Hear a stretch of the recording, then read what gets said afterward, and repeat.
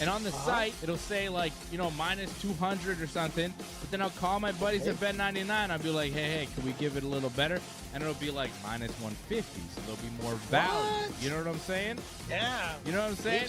We're going to add value to the picks. We're going to get boosted odds at Bet99 for the Ringside Report universe. For all the viewers, we're going to give you picks. And then we're going to be like, you know, there's a number here on this at Bet99, but maybe wait till Saturday morning and there'll be a better number because we're going to give you those boosted odds. They're a sponsor, and I want them to do well, and they're helping the show and all of that. But at the same time, I want to give good picks and take them for everything they got, baby.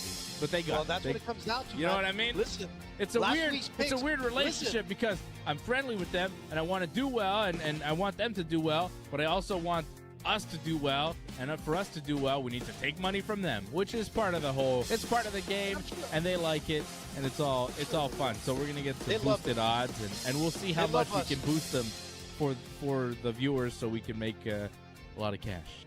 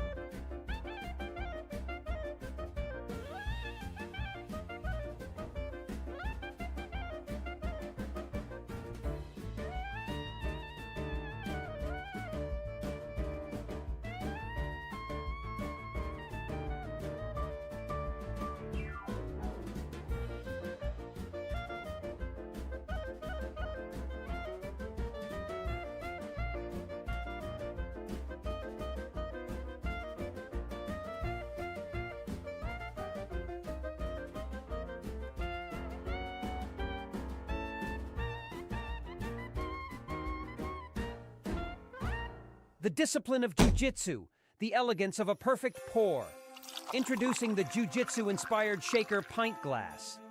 Crafted for the martial artist in you. 16 ounces of pure elegance, perfect for post-training refreshment or a sophisticated cocktail evening.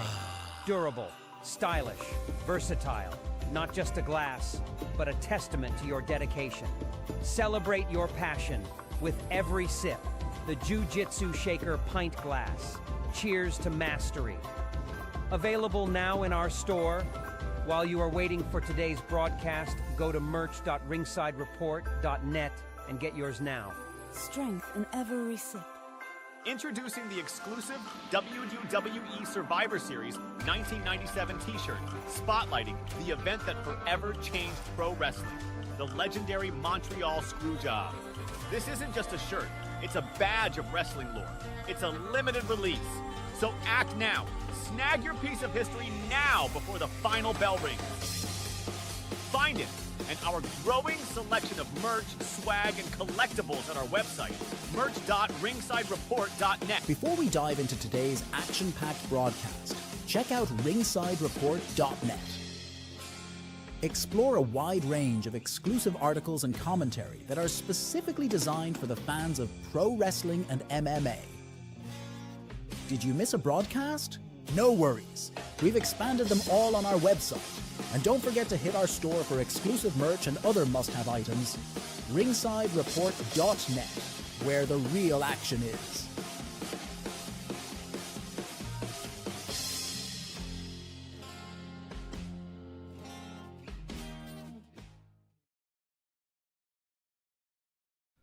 Yes, Indeed. It's Ringside Report MMA. We're previewing UFC 296. Let's get into it. Let's go! You know what I'm saying? Let's get right into it. Where is he? Hey! Hey, shalom! Shalom. Shalom What? to you, my brother. All right. Happy Hanukkah, man. Happy Hanukkah. Final night tonight. Yedel, yedel, yedel. Dreidel. Yedel. Good try. That's what I said, man. You said Yadel. But you mispronounce Well, I say things all the time, so I don't know. It might be just an AJ-ism. You may not have got it wrong. That's the way they say it in Israel, dude. Don't knock me, man. I don't think so. I think they say Dreidel. Dreidel. Dreidel. Yedel. Dreidel. Don't be a dreidel on my yedel. I don't know what they say. Listen, man, so tomorrow, tonight's tomorrow is Hanukkah, man. What? I mean, the last day. You know what I'm talking No, about? tonight is the last night. Oh, tonight is. It's over, tonight. You just enlightened me. Yeah. Boom. It is the end of Hanukkah tonight. We've had a full 8 days and 8 nights of Hanukkah. And now it's over. Well, it's not over. It'll be over, I guess, technically when the sun rises. So we can party all night for Hanukkah tonight, AJ. Well, we're going to party tomorrow night. We We're are. going to be partying tomorrow night. We are. Tomorrow night's going to get loco, man. Yep, and I'm Saturday going the AJ, I'm party gonna will go keep wild. on rolling, right? We're going to keep going for UFC 296. Big Doesn't weekend. end, man. It is a big weekend. Big, man. Let's fill I mean, people it's a in on little what we're testy, talking the about. card. What? I say it was getting a little testy there with like certain fights not happening and whatnot, and it was like, Testy. man, I think 296 was gonna be like, it wasn't looking good. I was a little concerned, man.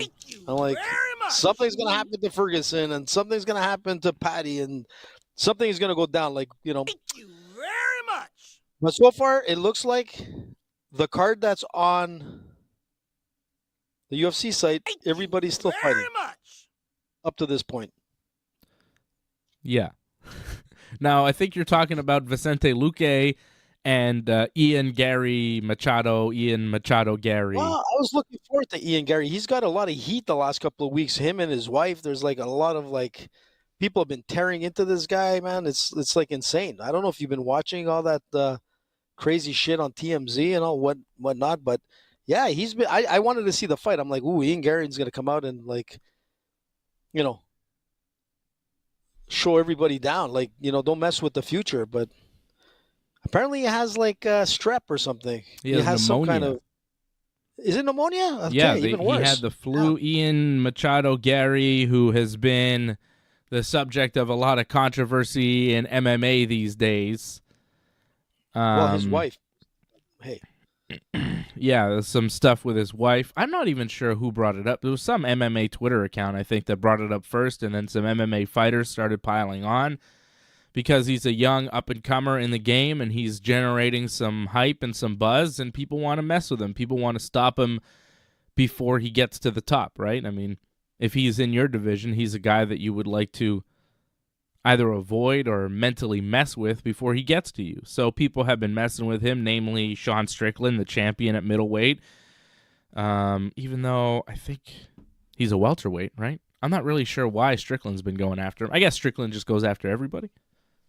Everybody, bud. Because he was fighting doesn't matter Vicente who you are. Luque, and Luque is he's a welterweight, right? This was a welterweight. Yeah, this was a welterweight fight at 170, not 185. But a lot of fighters have been, talking trash about Ian Machado Gary and his wife on Twitter in the weeks leading up to this fight, and a lot of people were anticipating how, he would deal with it on fight week and stuff like that. But he is not dealing with it because his fight has been canceled against Vicente Luque, which is unfortunate because I don't really care about the controversy. For me, it was like, oh, well, Ian Machado Gary is facing a really tough test here with Vicente Luque. Can he pass the test? How high can this guy climb at 170 pounds? Could we possibly see this guy fighting for the world championship against a Leon Edwards, who I think is grossly undervalued going into this fight against Colby Covington, which is our main event coming up, UFC 296 this Saturday. We're going to be doing the live watch-along here on the Ringside Report Network, 10 p.m. Eastern Time when the pay-per-view starts our party will start here. The show will start, and we'll keep you up to date with what's going on at UFC 296. Crack some jokes, have a good time. Leon Edwards, Kobe Covington is the main event for the UFC Welterweight Championship. Alexander Pantoja is the UFC Flyweight Champion, and he'll be defending for the first time against Brandon Royval in a rematch. Shavkat Rakhmonov, a guy who a lot of people think will fight for the title at 170, right? Shavkat, the shaved cat, the main man, the guy with the cool hat, another guy who's just been dominant from Uzbekistan, 29 years old, 17-0, has finished every single fight he's been in. Everybody, man. Everybody. 17 fights, 17 finishes, and the last 5 in the UFC. I mean, I this love guy, this guy, man, this shaved cat is coming to hunt, and he's coming to kill. He's incredible. I can't wait to see this fight against Stephen Wonderboy Thompson. Man, a big test. I love Wonderboy, Dave. Tough fight for Wonderboy. Tough fight for Wonderboy. And then you got Tony Ferguson against Paddy the Baddy, Paddy Pimblett, which is a crazy fight there. And then rounding out the pay-per-view, you get Bryce Mitchell, Thug Nasty, versus Josh Emmett at 145 pounds. So that is a sick pay-per-view. And the fact that we lost Ian Gary and Vicente Luque is kind of crazy because this pay-per-view, yeah, of course, it would have been amazing. But look how crazy this pay-per-view is already. It's stacked, man, this is a good show. And the prelims are good, too. Irini Aldana and Caro Hosa is the prelim main event. Cody Garbrandt is fighting on the prelims against Brian Kelleher. Ariane Lipski's taking on Casey O'Neill. Alonzo Menefield, Dustin Jacoby, light heavyweight fight. That is a very good fight right there. Tagir Ulanbekov taking on Cody Durden. I mean, and that's on the Fight Pass prelims. Andre Touchy-Feely taking on Lucas Almeida. Shamil Gaziev against Martin Budai. And Randy Brown against Muslim Salikov is the opening fight. That's a solid fight. Man. That's a fight that could easily be on like one of those UFC TV cards, like a fight night that we saw last weekend. For sure, man. You know, that could be a fight night main card fight, and it's the opening fight on the fight night on the Fight Pass prelims. Tremendous. It's crazy, eh? Tremendous. That is tremendous, man. Salikov, I mean, damn, to start it, put your money on Muslim. I got to give it up to the UFC for the end of your card. Like, they killed it. Yeah, this is the last card of 2023, and they put it together, man. They did, and apparently number 300 is going to be something even crazier. But that's what I was trying to get at on the opening start of our show. I was worried that it was such a stacked card that we were going to start hearing, one fight after another just like collapsing. As soon as I heard Ian Gary, and I'm like, oh, man, here we go. It's going to be Ferguson next, and something's going to happen with Paddy, and something's going to happen with Colby. It's too good of a card for it to actually happen, But so far, so good. I mean, Ian Gary's there. And you know what? I got a message just quickly, and they said the guy who started all the shit again was Dylan Dennis throwing out stuff about the guy's wife. It? That's what I'm getting at, man. Somebody's messaging saying it was Dylan Dennis. So that could be. Which doesn't surprise me, man. Mm-hmm. Dylan is always there, man, no matter what, man. Somebody's messaging you herpes. now during the show? Yeah. Telling you this? I love it. Yeah. Who's telling you this? Yeah. It's one of my buddies there that listens to our show. Shout out to your buddy. Yeah. All right. He wants to stay anonymous, but okay. Well, shout out to him. Thanks for the info, whoever he is, Mr. Anonymous, AJ's buddy. Angelo Contagones is on the chat. He's on Anonymous. Neither is Lior. Shout out Lior. Lior! Happy Hanukkah to you. Hello to Lior in Moncton, New Brunswick. Johnny North on the chat. What up, Johnny? No Johnny tomorrow night. I don't get to talk to my boy Johnny tomorrow night, which makes me a little bit sad. Johnny should have came to the wrestling match, to the grappling match, I should say. We are, yes, no show tomorrow night for Wrestling Uncensored because AJ, Fred, and I will be going to the Montreal Quintet Jiu-Jitsu competition, which looks sick, and we're very excited about. A lot of 10th Planet Jiu-Jitsu teammates will be competing, so I'm very happy to see some people there, kicking ass, hopefully doing well, and we're all going to be there. I know some of AJ's BTT people will be there as well competing, so there's going to be some excellent jiu-jitsu action tomorrow for the Montreal Quintet. Tickets are sold out. There is a live pay-per-view stream that you can get. I know Johnny North, I think, was asking about the Quintet stream. Yeah, I'll find it for you, Johnny. I think if you go to Homa BJJ, I think you'll be able to find the link there. Link in the bio. If you go to the Montreal Quintet Instagram, which I could show you here because I'm on it, there is a live stream. So there's a live stream link here, Johnny, that you could actually click on, and it's $20, which is pretty good. And day of the event is $30. So if you sign up right now, see that? Day of the event, $30, $20 for the pre-sale. So if you buy it now, it's $20. If you buy it tomorrow, it's $30. Johnny, so I would recommend buying it right now. Fred and I and AJ are going to this event, and we don't go to many events. You know what I mean? Like, we're not guys that go out too much. We're not going to a lot of things, but this is a thing worth going to, and this is a thing worth watching tomorrow night, the Montreal Quintet. So if you go to Montreal Quintet, just search Montreal Quintet on Instagram, and you'll be taken to the link, and there's a link for the live stream in the bio. But yeah, we got tickets from a pre-sale. I had to get a special code because I'm a member of 10th Planet Jiu-Jitsu, so I was able to get a special code to buy us tickets on the pre-sale, and most of the tickets were sold out on the pre-sale. I think they had a few afterwards, but they got sold pretty quick. This is going to be a tremendous event. Listen, just quickly for Johnny, get the pay-per-view. I can assure you, Johnny, I'm going to do a shout-out for Ringside. I'm going to get on the tube.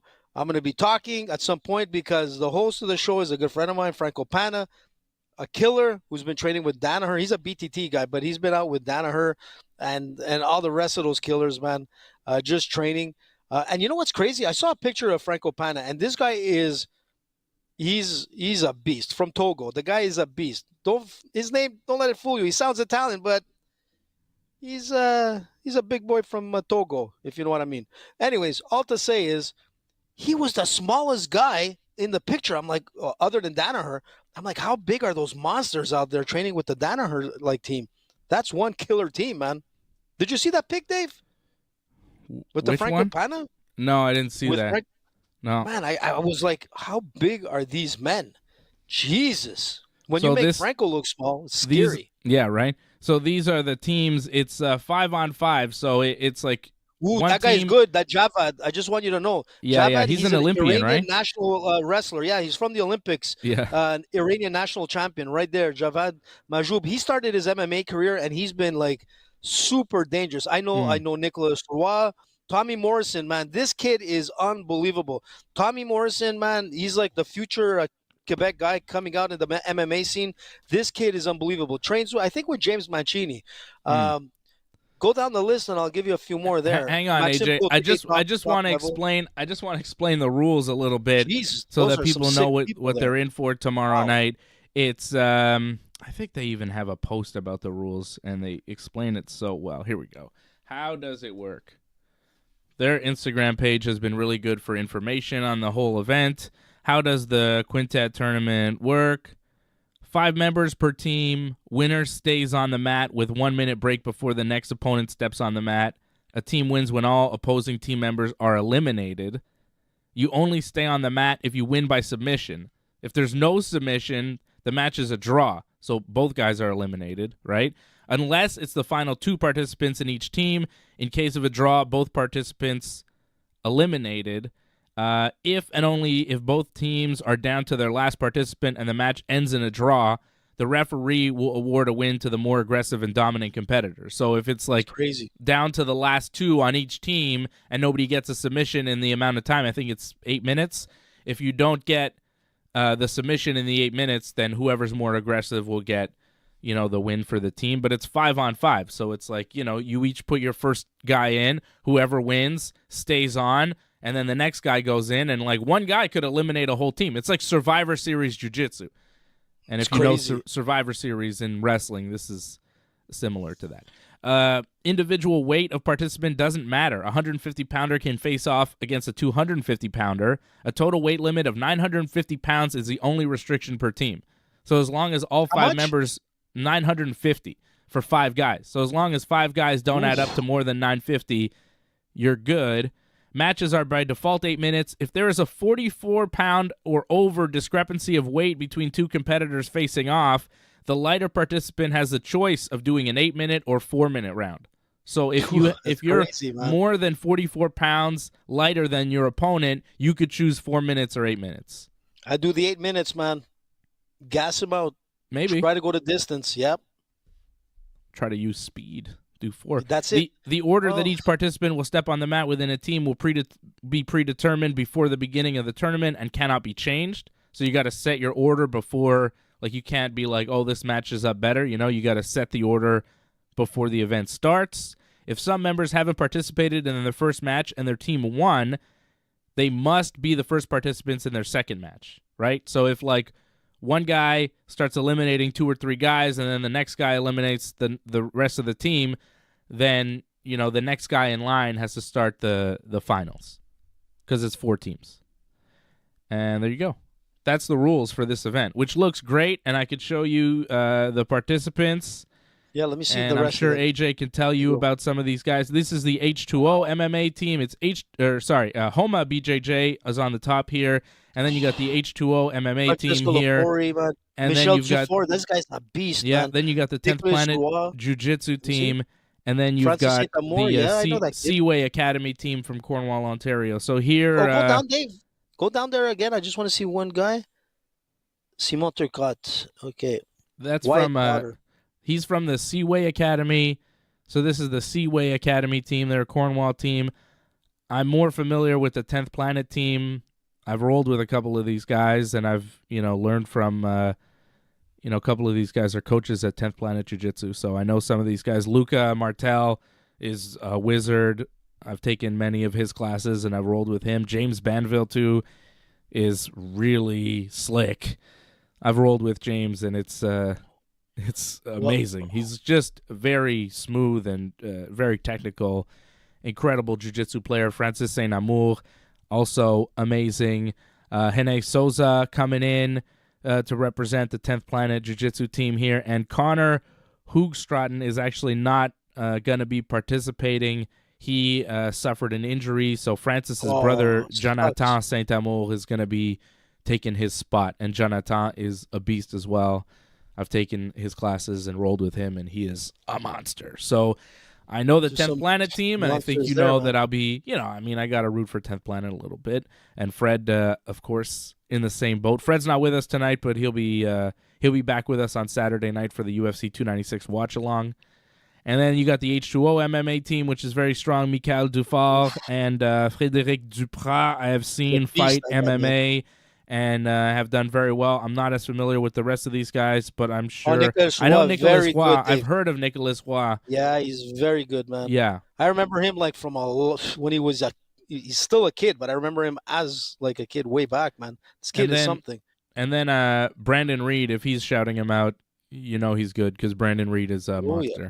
I've been around Brandon Reed, and he is as legit as they come. Go check out his Instagram page. He's got a lot of great tips. What a crazy card, man. A lot of great tips, Brandon Reed. But that I'm disappointed there's no Brandon Reed super fight on this. I would like to see Brandon Reed compete because he's a monster. Well, let me see the super fights. The super fights, too. Yes, we've got here is one of them, Mike Leites from Mizu taking on Pavel Poyarkov from King Jiu-Jitsu.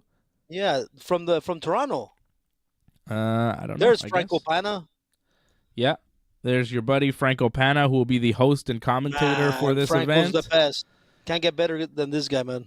There's Andrei Matveyev from 10th Planet, who has beat me up many times and taught me a whole lot about jiu-jitsu. A very smart guy and incredibly strong and technical and just amazing.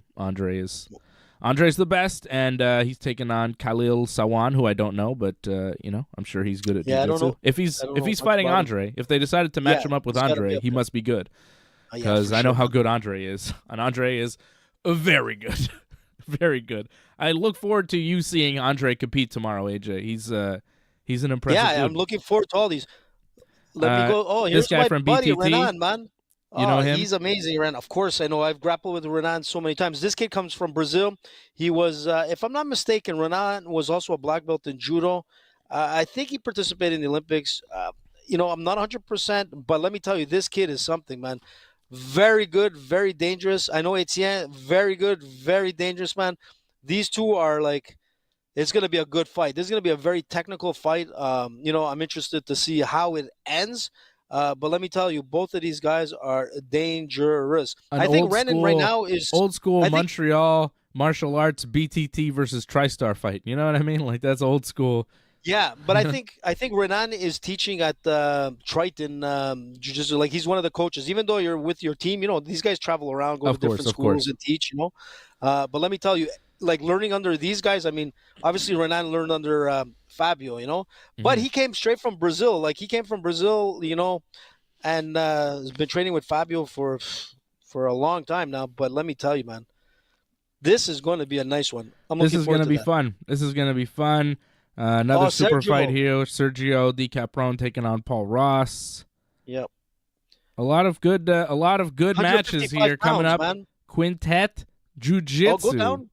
Who's down? I saw another. Is there any other super fights there? Those four. Who are those? That's the captains. Oh, that's just. These are the captains of the team, eh? Yeah. It's Maxime Cote, captain of Homa BJJ. Mikhail Zufal, captain of H2O. Beast, yeah. He's like a lethal enough part of like look-alike, man. Yes, big strong guy. Wyatt for Potter. Sure. Yeah. This is sick. I like the format. Like, I hope everybody is safe. There's no injuries. It's a great, like, so the excited. wins are. Yeah, I'm so excited too, man. We're gonna have a good time. So ringside team is gonna be there. Hopefully we get a little bit of airtime, for ourselves. I'll try my best, with Franco Pana. But I'm not looking for airtime. I'm just looking to enjoy some jiu-jitsu and we gotta get cheer ringside for my out there, teammates man. and stuff. Listen, we're probably like one of the only shows, man, that like are gonna be attending and like talk about these guys, because these guys are like hardworking athletes, man. Giving their time like day in and day out for years, man, like suffering through like injuries and hardships and whatnot. But at the same time, as they get better, they train and they teach a whole slew of guys like yourself, like at 10th Planet, and myself at BTT, TriStar, Triton, Angry Monkey, wherever you come from, man. Yeah. It's just so many schools represented there, right? I mean, you saw so many schools, Mizu, King's Jiu-Jitsu. There were so many different Jiu-Jitsu schools represented in the super fights and in the quintet. It's so cool. But where I'm getting at is that it's like, even though guys are not on the card, there's so many killers. Like, you can make 60, 70 cards. There's so many great fighters. I'm talking about just here in Montreal. I'm not even talking about the rest of Canada. Just Montreal has such a deep, level of like top fighters. And it's amazing. I love seeing that because, man, the jiu-jitsu world, the wrestling world, we're tight, man. And when people like, you don't see them on the card, but there's killers out there, but you know who they are. And I like to see the sport growing, man. And like I said, they got to get respect and they got to get airtime, and guys like us got to talk about it, because some of these guys are going to be future UFC guys. I'm looking at Tommy Morrison. Sure. Man, he has the potential to be on the big show. It could be with UFC, Bellator, even whatever, if they're not UFC guy. I think jiu-jitsu is fun, and I think that this type of event, like a quintet style, this rule set, is really fun and really excuse me, it's entertaining, and I think it could work on a larger scale. I think honestly, like, this style of event is the way to market jiu-jitsu to the mainstream, because you have like a team format. People like team sports. You could get into the matchups and the teams. And MMA and jiu-jitsu, it's already so team-based, because of the gyms and just how it works out. And I think that, I've seen Quintet, the Quintet Ultra that I think they've had on UFC Fight Pass, right? I've seen that work, and I've seen it with some MMA stars kind of sprinkled in, and it works. It's a really fun, exciting format, and if it's well-produced and it moves along well, I think it's the best way to present jiu-jitsu. I think You know, I think jiu-jitsu, as much as it is an individual sport, I think it might work for the general population more as a team sport, which is kind of weird. Yep. You know what I mean? But Yep. I don't know. I just feel like it brings a different level of excitement when you see one guy. Like, you could see one guy, just the first guy of the team, be just a monster, right? Like if Brock Lesnar is your team captain, right? And he's first. You throw him out for who's tapping Brock? And he's got 8 minutes to tap you. You know what I mean? Or like, say Gordon Ryan is your first guy on your team. You have a Gordon Ryan on your team. So he goes out there and he taps the first guy, he taps the second guy, taps the third. Like, what happens? You know? Do people start stalling him out? You know, trying to stay away to eliminate him? Because if you stall, right, if you have a really dangerous guy and you stall for 8 minutes and you just don't get tapped, you just play defense, you don't get tapped for 8 minutes, you could eliminate that dangerous guy. You could get rid of a guy, kind of sacrifice yourself, right? Like, there's different strategies that go into the quintet format, and I think, you know, with a coach, you know, with analytics, with stuff like that, it could really blow up into like a sport that people watch. Quintet jiu-jitsu. But think as about its own it, Dave, thing. because if you're the first guy and you get through the first guy, it's going to be like an 8-minute battle where, man, let me tell you, like, if people haven't wrestled and if you want to get a good idea, like a minute of jiu-jitsu feels like forever. And to be honest, like, you know, a 3-minute fight feels like you're fighting for half an hour. So when these guys are going for 8 minutes, it's so high adrenaline and such precision movements that you don't have time to think. It's got to be natural. Everything is it's human chess. The thing is that you might win that first fight, then you got to go to that second one. So if you're a Gordon Ryan, you might be able to get through that first fight, but your energy levels, you know, they're getting pressed to the max. Sure, but he's so good, but he's so good. But I personally think that if he would go up a third guy at his level, he'd probably lose if the guy is fresh, because that's the difference, is that where it comes down to in the end is the gas tank. If you're talking about like 32 minutes of hardcore level jiu-jitsu, and people don't realize in 3 minutes, it feels like you're about to die. But so if this was the thing, you know, right, people would start training hard, for that, and they would develop strategies around that, you know, and I think Gordon Ryan could probably tap 2 to 3 guys. He might be able to take out a whole quintet team on his own. It depends on the team, man. Like, if you look at a league, right? Say it was a quintet league with like 30 teams. You're telling me a guy like Gordon Ryan, who's maybe on the first or second place team, isn't maybe going through 2 or 3 or 4 guys on a last place team? You know what I'm saying? Maybe last. That's what I'm saying. These matchups would happen like a blowout, you know? But the problem is that even if they're like last place teams, man, there's so many guys that have no names yet that are gonna make a name by taking down a big name, right? That's what it all comes down to. It's like we're gonna look at like UFC 296. Paddy Pimblett is coming in to take out a big name, which is going to be Tony Ferguson. You got to have those names under your belt. But where you're getting at is that if it's a last place team, after 3 fights, man, you don't have the same. You just don't have the same zip as you would as your first 8-minute fight, man. Right. I'm telling you, it's really not as easy as most people think, because you'll be like, oh yeah, Gordon Ryan's going to go there, or Brock Lesnar's going to go in there. Yeah, maybe Brock is going to do it pretty good in the first fight, but he's going to be fighting a monster too. I don't think he's going to do so well in the second fight.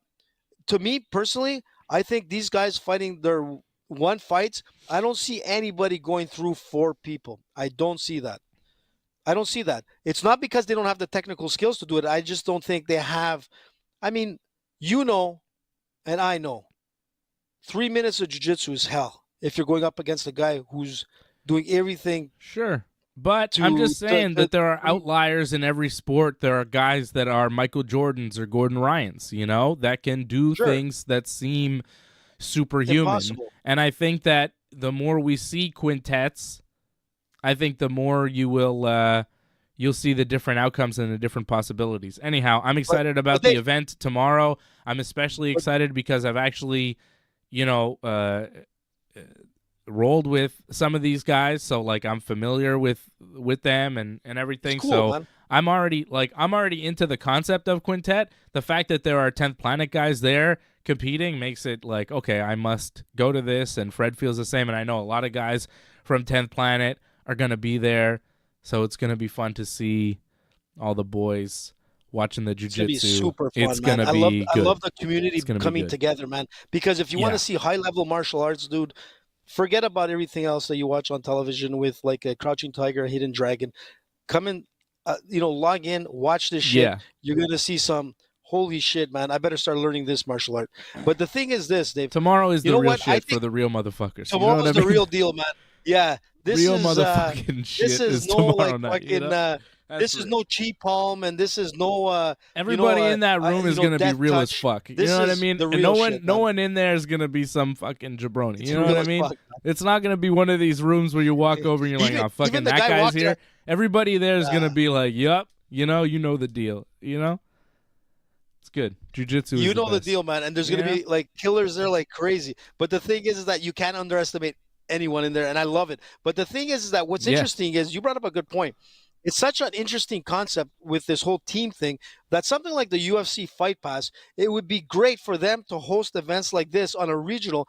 And then, what I would love to see is having the best of Montreal fighting the best of, say, well, let's just say Western Canada versus Eastern Canada. And then going up against like Eastern U.S. against Western U.S. And then having a battle royal and then really bring out the best teams like in the world. Like, having like, the best team, the best Canadian team, the best U.S. team, the best.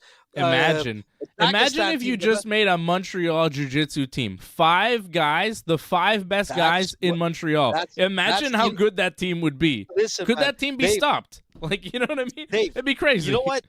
A long time ago when me and 5 Dave, guys, when me and our buddy was like Glenn. Glenn, of course, doing like the jiu-jitsu events. We talked about that, like, having the best, like, of like Quebec fighting the best of Ontario. We actually talked about that a long time ago. But it's that would be something, man. It's like, hard to do for fighting fans. It's hard to do, but not hard to do when you have like somebody like the UFC behind it, putting in money, and like, don't tell me that you wouldn't want to watch it. Like, you can watch combat sports. I'll watch the karate, kumites and all that kind of stuff. But you know what? You've got a huge jiu-jitsu world out there that would love to see, who's the best in Montreal, and then creating that Olympics sort of team on a provincial level, going against the best, say, from Ontario, or the best, like I said, you split them up in Western and Eastern Canada at the end, and fighting who's the best grappling team in the world. Is it the Dagestanians? Is it the Brazilians? But it's got to be a team, right? I think what you're talking about is making jiu-jitsu like an Olympic sport. No, I don't want that kind at all. of. I don't want to see, though. No, but I don't want to see jiu-jitsu in the Olympics because the Olympics fucks up everything. The IBJJF, the Abu Dhabi World Championships, that's the real deal. There's no politics. They're not going to take out anything like you can't do this and you can't do that. The Olympics destroys the sport. Judo is not judo, because of the Olympics. Original judo is Brazilian Jiu-Jitsu. That's what it is. So that's the problem. I want to keep it more on an all-star level where, like, what we saw in the UFC, but not with just superstars, real regional guys growing and creating all-star teams, like within a state or within a province.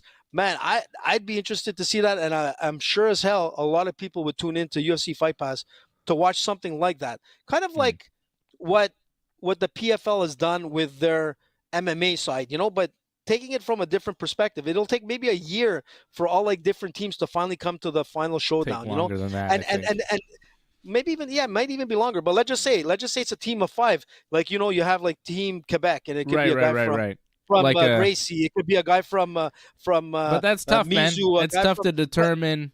It's tough to figure out. You have to do tournaments to, get into the team or whatever, tryouts to make the team, that type of thing.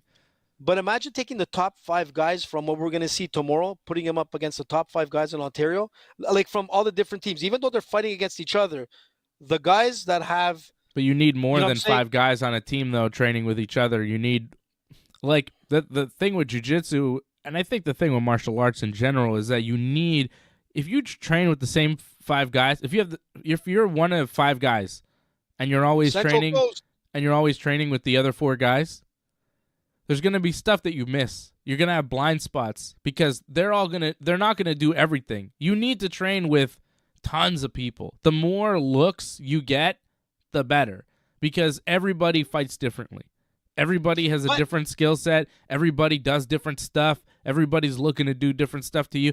Like, I think the more training partners you have, like, you can't just have, you know what I mean?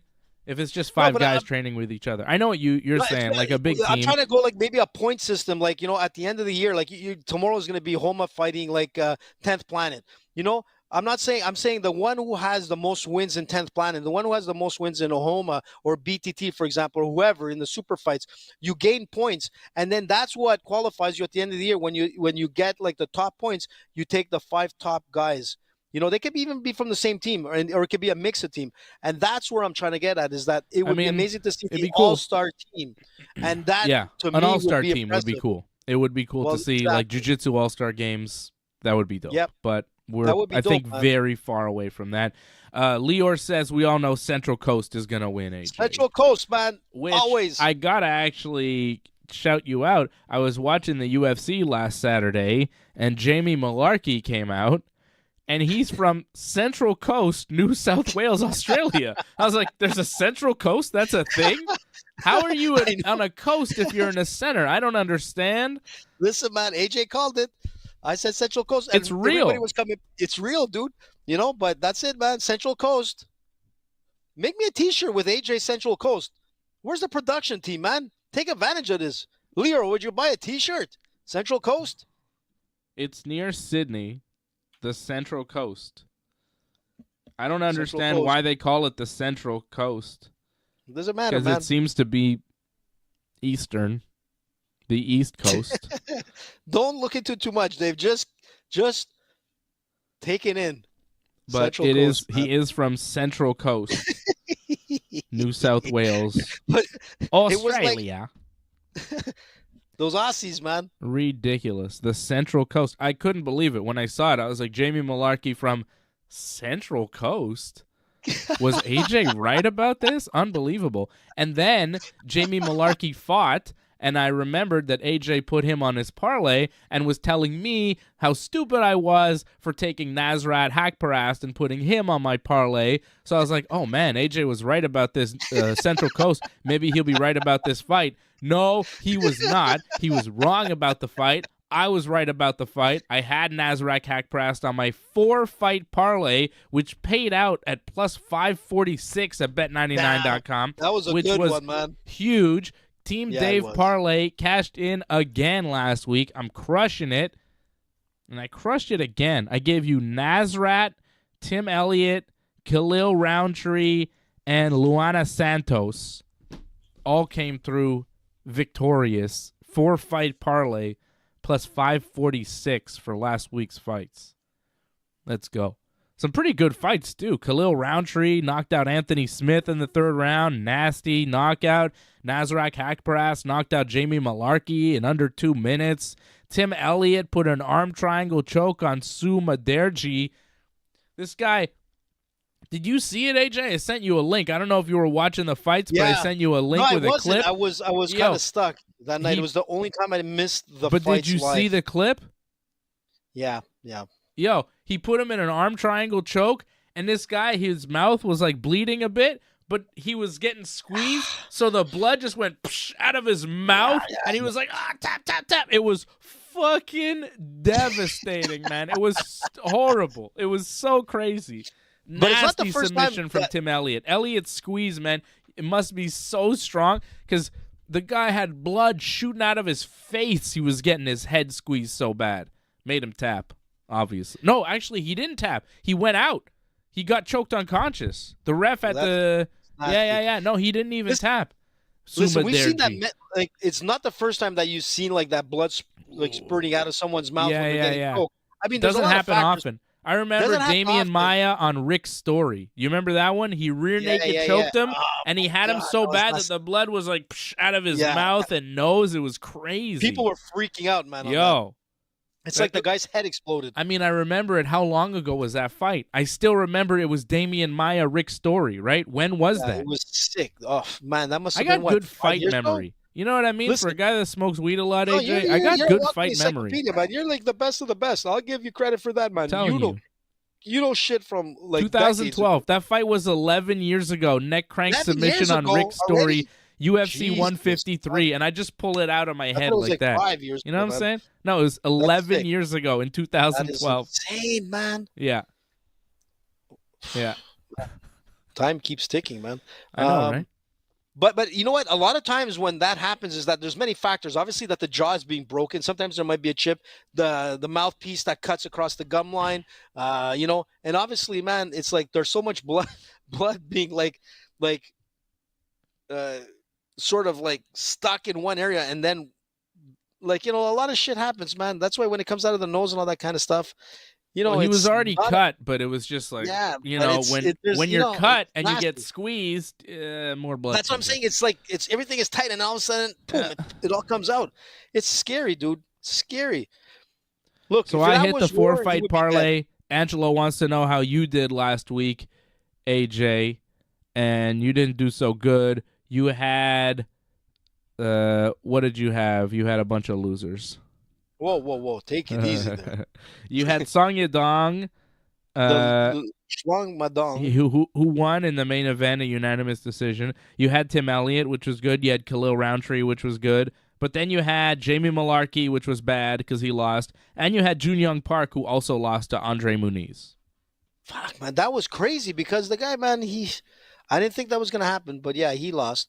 Tim Elliott there, I was surprised with Nasrat pulling it off. Like, honestly, I wasn't. Nasrat has good power. But I told you with Khalil. Khalil is dangerous, man. I called Khalil, too. He was on my parlay. I had Khalil. Did you? Yeah, okay. I had Khalil, Nasrat, Elliott, and Santos, and they all won. I don't know if I mentioned, but my plus 540. Right? I had the Long Dong. You had Song Yadong. He won. Yeah. So okay, you had bad. I mean, you had a couple winners, but you had a 5-fight parlay, 3 winners, 2 losers. I mean, it's not too bad, but it's not. It's not 4-0 like Dave did. No, Dave brought in some bacon, man. Well, I'm happy, man. Yeah, Dave is good, man. Listen, look. I know what I'm talking about with this MMA game. I've been doing it for a long time. I pay attention. Nasrat, man. I didn't get lucky with Nasrat. He knocked the guy out in under 2 minutes. There's no luck about that. He kicked his ass. If you want to tell me I got lucky, tell me I got lucky on the Luana Santos fight where she won a unanimous decision that was pretty damn close. 29-28 on 2 judges' scores, 30-27 on the other. I think Santos won, but the fight was real close. You want to say I got lucky, give me I got lucky on the judges. Don't give me I got lucky on a guy who knocked the other guy out in under 2 minutes. That's not. There's no luck about that. That's just one guy being. Jamie, man, like he should. That's one guy being way better than the other guy. That's a shutout. Yeah. That's a smashing. Yeah, if one team beats the other team in basketball 120-80, and I picked the team that won 120, don't tell me I got lucky. That team smashed the other team. It's the same thing. This is a 120-80 basketball game. Guy knocked him out in 1:44 seconds. Come on, man. I didn't get lucky. I won because I'm smart. 4-0. Team Dave parlay. I don't usually do. Year, some 6-fight parlays. I've done it this year. So far, man, we got to keep better track in 2024 so we see who's really the king. Because I think it might be me, maybe Fred. I don't think it's you. I think you lose more than you win. Listen, man, no. I bring in more money with the wins in the end. That's what happens. Nah, I don't think Listen, so. I'm getting a new crystal ball for the new year. Ooh. I'm going to be AJ 2.0. I am. So I see Angelo AJ brought in a nice remark baby. again. AJ sucks. Wow. I see Angelo. Angelo says AJ sucks, but Miss Brooklyn Lizard says leave AJ alone. So I don't know. Thank you, Miss Brooklyn. There's a Central Coast in BC too. Wow, Leora, that's great. There you go, man. Central Coast. Every time I hear that. Wow. And Helium Siam says ghoul. See? Or maybe trying to write cool. Ghoul. Ghoul. Like I know a few gabagool? ghouls, man. Usually gabagool. And I some love ghouls gabagool. that I sort of like the best way to eat gabagool? With wine, man, of course. No, you want some gabagool? The best way to eat gabagool is in a bathrobe by your fridge. That's how you do with it. a cigar. Tony Soprano With a style. cigar. He didn't have a cigar. He just always had gabagool. He would just stand by the fridge. I do it all the time. I have gabagool. I open it up. I stand by the fridge. I start eating gabagool, and I'm like fucking Tony Soprano style, baby. It's the best. So good. He would just always pull out the gabagool and then start eating it from the fridge, you know? And then Hey, he listen, would do you pass smoke out. He would think cigars, by about the his way? mother. He would see Uncle Ben or whatever, you know? Huh? Listen, talk I about, don't like, smoke Tony Soprano. cigars. Forget. I was gonna bring you a cigar tomorrow, but I'm not gonna waste it. It's a nice Cohiba, man. I would rip that Have shit a up nice and put Cohiba. weed in it, making a blunt. What? I'm Yeah. not gonna give it to you then. Don't. I shouldn't It's a use freaking a Cohiba, Yeah, man. I wouldn't use a It's nice a nice cigar long for a blunt. Cohiba. Yeah, Damn, it's but not I'm not happening, going to man. smoke a Thanks for cigar that. because I don't really Very see the good. point. Well, I'm gonna smoke it tomorrow. I'm gonna Go walk for in it. there. I'm gonna smoke it, man. Fresh. Maybe I'll wear a bathrobe, man. I'll just go in and be like, I don't You know think you what? should do that. AJ's I don't in want to the go house. with you if you're going to have to sit somewhere else if you're in a bathrobe. Fred and I aren't going to want to, you know. I wear my sunglasses, Oh, my Yankees jeez. hat. Why do you got to With a- dress up? Why do you have to like play Mr. Dress Up every time? I don't understand. Listen, You got to man. be in gimmick. You're not a wrestler. You're just a man, you know. I don't You understand. always gotta be in gimmick, man. Hey, brother, you got to stay in gimmick. I don't Give me my gabagool. And everybody, I guarantee you, people will stay away. No matter how strong they are and tough in jiu-jitsu, they'll be like, oh, here comes AJ. He's fucked. UFC 296 is Saturday night. We're going to be doing a live watch along for that. Yes, sir. Leon Edwards, Kobe Covington is the main event. That's going to be nuts, dude. That is Ooh. crazy. And of course, I'm not going to be on tomorrow with Johnny North because Oh, man. we're going to be Poor at Johnny. Montreal What the hell's Johnny gonna do? Quintet. We're at Montreal Quintet tomorrow, so yeah. But Leor asking me, how about that Seth Rollins promo, though? Might be the best he's done in a long time. I agree, Leor. We're going to just drift off to wrestling for a second here before we go to UFC 296. That Seth Rollins promo on Raw was tremendous. Like, Really? I hate Seth Rollins, he man. smashed CM Punk. CM Punk looked like he was going to cry. Punk What? looked like he was about Come to on. cry. It was You're joking. intense. Seth Man, that went bothers hard. me. He went hard at CM Punk, and it was very good. It was everything I wanted Seth Rollins to say to this man. It was perfect, and it was probably the best Seth Rollins promo I have ever seen. And that's saying a lot because I've seen, I feel like, millions of Seth Rollins promos at this point, and I haven't really enjoyed any of them. And this one I thought was the best one he has ever done. And I think it's because it came from a real place, and he's got a legit A1 superstar in front of him. He doesn't have these middling wrestlers that are not really over. He's got a legit star to work with in CM Punk, a game changer, a future Hall of Famer, a living legend. The WWE's got a lot of stars. Roman Reigns is a star. Seth Rollins is a star. Cody Rhodes is a star. CM Punk is a living legend. Randy Orton is a living legend. Everybody else on the roster are either stars or wrestlers. Some of them are just wrestlers who are forgettable, who you'll see today, they'll be gone tomorrow, and in a few years you'll forget they ever existed. But guys like CM Punk, guys like Randy Orton, those are generational talents. Those are legends of the business that are currently doing it and at the top of their game and are huge, huge assets for the WWE right now. Since Survivor Series, the WWE has been a cut above because they got two legends back in their company. They got Punk and they got Randy. They are so much better because they have those two guys in the fold. And you see the results.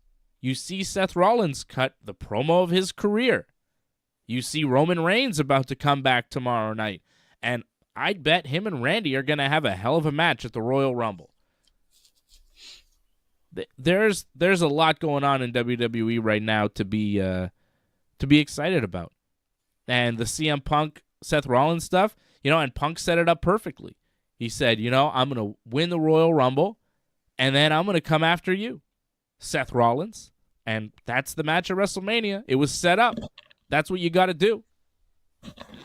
And I don't mind that he said it. I don't mind that he spelled it out for everybody because I think it's what everybody's thinking. And when it happens, we'll celebrate because it's what should happen. It's what we want to see. CM Punk should win the Royal Rumble. He's never won a Royal Rumble. Johnny North says it was a ripoff of the Hangman promo. I mean, he said a line from Hangman. He said, a little bit of what Hangman said about protecting WWE from you. This is my home. Don't call it your home. But I think he meant a lot of what he said, too.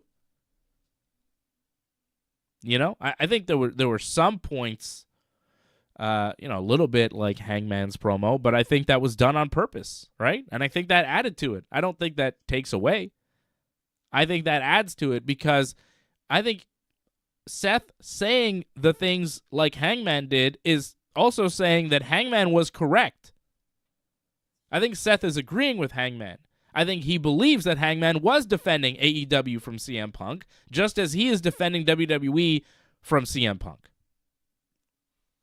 So, I think that the reason he quoted Hangman in that way was because he was paying tribute to the guy that he felt was correct in that argument.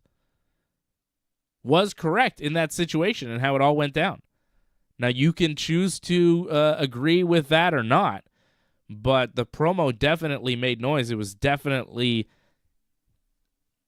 entertaining. I loved it. I thought it was great stuff, and it got me excited for what's to come.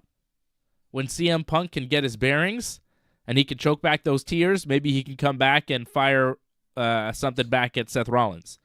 But when Seth went after him, when Seth was done and Punk finally got a mic, which was a real interesting choice. They gave Seth the mic. Punk didn't have a mic, and Seth just went off. And Punk just had to stand there and take it. And by the end of it, it looked like he had tears in his eyes. And how could you not? Seth Rollins saying, this is your last chance, and we'll see. Are you going to screw it up? Are you going to screw it up like you did in AEW? I mean, that's not what he said exactly, but he did say this is your last chance. And, if you do what we all expect you to do, which is, go down in flames, I'll be there to close the door on you and your legacy, which was like, oof, wow, stiff shot, Pretty harsh, and he's man. like, and if you somehow, by some miracle, decide to play ball and be cool, then great. We'll do business, and I'll kick your ass. And I'll beat you, and that'll be that. Great. I'll have another win on my record. It was really solid stuff from Seth Rollins. Really solid. And it was So things he that really doesn't I like was, this guy. Yeah, I don't think he does. I think there's a part of him that's okay with him, and he's going to do business. But I think that there's a bigger part of him that doesn't like CM Punk. I think a lot of the guys on the roster do not like CM Punk. And if you've noticed, CM Punk has been taking a lot of pictures, showing a lot of pictures on Instagram with some of the women on the roster. I haven't seen a picture of CM Punk with any male talent. Really? But why is he so hated for? Because he's there, he's taking people's spots, and he's not apologizing for it. He's fought some of their friends. There's a lot of heat on this guy. And Seth Rollins is, I think, representing the locker room in a way. I think there are some guys that are for sure happy to see him, but I think a lot of guys are not.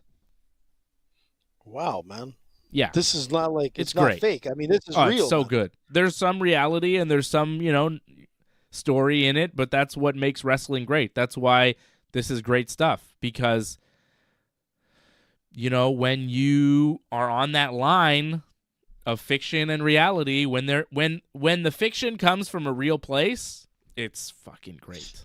It's so good. And that's what makes wrestling so good. This type of stuff is some of the best stuff you'll see, promo-wise especially. Angelo says that was a sick promo by Rollins. Unbelievable. Yeah. And Johnny North, man, you're a big CM Punk fan, so anybody saying mean things about Punk, you're not going to be that excited about, right? I mean, come on, man. I know like you, CM Johnny. Punk too, man. Listen, man, I've got a soft spot for CM Punk, and I can't remember who was that commentator that was blasting him, and I got really Corey upset. Graves. I was like, yeah, I don't like that Corey Graves at all, man. I don't like that guy whatsoever. And listen, I'm with Johnny, man, on that side. I kind of like CM Punk. I mean, for him to step I do too. into the UFC in the octagon, I mean, it took a lot of balls, regardless of what happened to him or whatnot. I still thought he did pretty well under the circumstances. And you know what? I like the guy because to me, he seems real legit. I mean, I'm surprised when I hear a lot of people that don't like him. I'm like, man, a lot of people don't like CM Punk. I've seen some of his like wrestling and whatnot. I kind of like it, man. I'm like, the guy is entertaining, but sometimes you're just a hated guy, man. Yep. He's made a lot of enemies in wrestling. He's been in lawsuits and public breakups with friends, like just real messy stuff. Backstage he stooped fights. a few girlfriends of some of the fighters, I guess. I guess that's why there's a lot of hatred, man. Oh, there's a lot of that, be. too. Punk, before he got married, was one of the most notorious ladies' men in wrestling. I mean, the list of ladies in wrestling that Punk has been with is lengthy. Ladies, man. Lengthy. Really? So maybe that's where all Yes. the hatred comes from, the wrestlers, I mean, god damn. Like, what? Maria, Mickey James, fucking Beth He stooped him? Phoenix, Lita, right? Damn. Like, he had a time. See, And I'm sure there's some I'm missing, but I'm pretty sure Mickey James, Maria, what does the CNM stand for? Like cock machine? and like what is Diva it? Search Maria. Like, I mean, Maria Damn. today. You know? Well, why don't you put it on the screen, Dave? Let us No, see, no. man. I I'm mean, not going there. I'm just saying Punk was with a lot of famous lady wrestlers, and now he's married to one. well, good for him. Hope he has a good prenuptial. Because he'll lose that fight, I can assure you. Oh God! Imagine if that's the next. fight you ain't gonna... Oh man, she's so loved too. People love AJ Lee. If Punk cheated on AJ and started, oh my God, he would get even more heat from the wrestling fans. People would hate him more than they do. I think it would be over if he did that. If he was cheating on her and they broke up, oh my God, people would hate him so much because people love AJ. How could you not? She's fantastic. She was great. And honestly, I think the best part about CM Punk coming to the WWE, well, maybe not the best part, but one of the best parts is that it opens the door for AJ possibly coming back to the WWE, which would be great because she was amazing. And because he left on such bad terms, when she left, they kind of ignored her and her legacy and everything that she did for the WWE, which was a lot. She was an important figure in WWE and an important wrestler, an important kind of piece of the puzzle to where we are now with women's wrestling in WWE. She lost to Paige.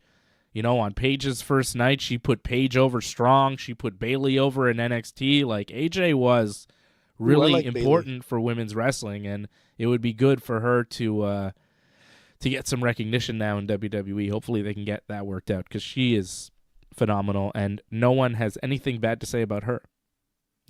People have a lot of bad things to say about Punk. I haven't heard anyone ever say anything bad about AJ. I haven't heard the Bella Twins speak about her publicly, but I can imagine they're not too thrilled. But that was another thing. Yeah. Damn. A lot of drama in wrestling, AJ. A lot of drama. Heat, man. A lot of drama in MMA, though, too, right? A lot of drama. Unfortunately, we don't get to see too much of the drama with the Ian Machado Gary this week, which we were going to see. But instead, we have the drama king. It's not DJ K. Slay. It's Kobe Covington. With his Donald Trump airbrushed suit that he was wearing at the freaking press conference, looking ridiculous. Just looking like an absolute clown. Going after LeBron James for no reason. Yeah, baby, that's the way you do it. Nail that, Why is he going after LeBron James? When I saw Kobe Covington headlines, just turned me off. I don't even click on the link. I just go, whatever. I know I should click on the link so I'm aware and I could talk about it on the show, but he's just such a detestable human. All the shit he says is so dumb. Everything he says comes off so stupid. He doesn't come off smart ever. He always just kind of bumbles. He is the modern day Tito Ortiz, just an absolute clown fuck of a man. Just a fucking mess. He is a more joke, talented, Dave. and he More will be talented. exposed on Saturday night as the joke that he is. This motherfucker hasn't fought in 2 years. Last fight he was in, he got it. He sued the guy because Jorge Masvidal whooped his ass in a parking lot, and he said he had brain damage and he needed money for his broken Rolex because Jorge Masvidal jumped him in a parking lot. That's the last time Kobe Covington fought. And now we're supposed to believe in him. Dave. I am. Oh, whatever. I don't give a shit come what on, man. happened He got to him. jumped by a few guys. I don't care. I don't care. He's a jabroni for life. Plus 130, Kobe Covington. Leon Edwards only minus 145 right now. Bet99.ringsidereport.net. Sign up through our link and bet money on Leon Edwards because he will win. Because Kobe Covington absolutely sucks and will get exposed You're wrong, man. on Saturday night. Gonna get pieced up and smashed, put to sleep, knocked unconscious by Leon Edwards, the man who beat Kamaru Usman twice in a row. But let's not forget and the how did fights Kobe with Covington Kobe do and against Usman. Kamaru Usman? How did Kobe Covington do against Kamaru Usman? Still, Not those were too exciting, good. Yeah, but they were crazy, exciting fights when Usman was like freaking, like he was at 100% beast, man. Tell me you're betting on Kobe Covington, you motherfucker. Tell me you're picking him to win. Listen, you fuck. Come on, bring it. Listen, Leon Edwards, man, and Usman, man, motherfucker. he just got lucky with that fight, man. I'm telling you, man. Lucky. You just got lucky. Head kick. And Bam. I'm gonna tell you There's this. no luck in MMA. Listen, man. Yeah, he got lucky. Fighting Usman is fighting, man. Just because you knock somebody out doesn't mean you get lucky. It's perfect. It's precision. I know, man. Like Usman just fucked up. But I'm gonna tell you this, Dave. You fucked You know, up. there's one thing with Kobe is that if they were fighting in England, I'd be like, man, Leon Edwards is gonna have the whole like fucking stadium and the nation behind him. And Leon Edwards, you know, he is impressive. This guy is amazing. Everything he does, man, he's so well-rounded. Everything Rocky does is dangerous. The only difference is this, is that Kobe is nuts. Kobe has talent. Kobe has wrestling. If Leon Edwards could stuff his wrestling, he's gonna win. If Leon Edwards cannot stuff Kobe's wrestling, it's gonna be crazy. Because the thing with Kobe is he's relentless. This guy can keep fighting, man. He's got like a gas tank and it doesn't end, man. That's the one thing with Kobe. He keeps putting pressure.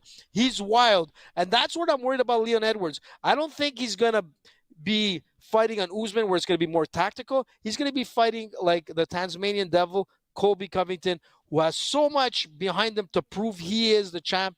There's so much behind this guy where I'm thinking there's going to be a surprise before the end of the year. I said there was going to be a major surprise, and I think this is going to be it. I have a feeling, man, Kobe Covington is going to overwhelm him. Is going to overwhelm him. No chance and I in think, hell.